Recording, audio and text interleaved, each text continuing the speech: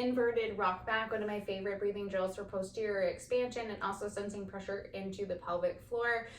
So we can allow the sits bones to kind of spread. We can open up the posterior pelvic floor and allow air and pressure to flow down into the body while we're also getting some posterior expansion on the back side of the rib cage. I like to set up near a wall because we do want that posterior orientation of the thorax, like the rib cage, but not at the expense of tucking our booty underneath us and potentially squeezing the glutes. So I like to drag the feet up the wall to get the hamstrings on to kind of help keep the sits bones lifted so we can in fact feel that pressure flow into the pelvic floor. So I'm setting up with my knees on yoga blocks. You can also use textbook or something lower if that feels better in your body. I'm coming down onto my forearms.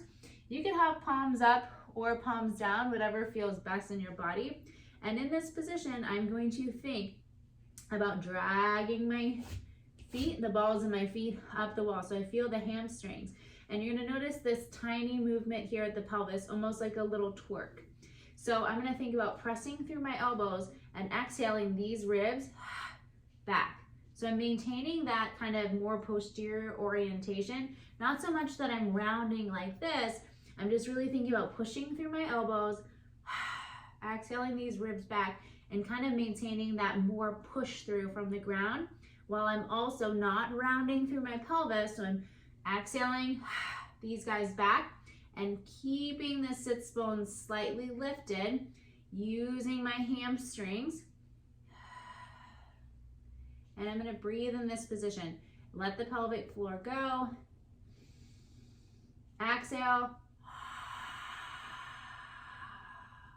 If you're not feeling that sensation, honestly, you can give yourself a little bit of a wedgie pick and think about the sits bones spreading apart on the backside, pushing through the ground, watching essentially that I'm not flaring out through these ribs. So I'm staying up and active, keeping the sits bones lifted, watching that I'm not all the way towards the wall. So staying kind of a little bit more forward so I have that opportunity for the sits bones to open.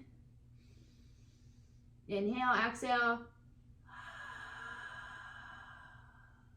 Maintain a little bit of tension and inhale again.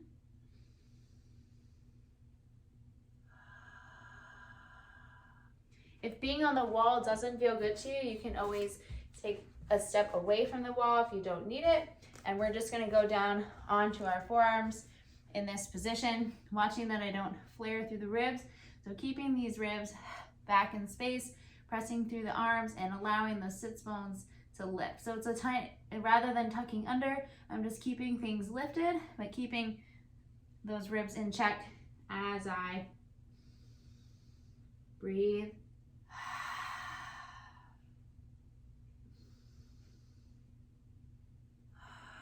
And tune into how you feel that sensation in the pelvic floor. If you have any neck tension, you can always rest your head on a yoga block while you're in that position. Play around with the height, just so you can calm those neck muscles in that position. You can also do an inverted off yoga block. So you can just be like this, but just knowing that we want that kind of more inverted position with thorax lower than the pelvis.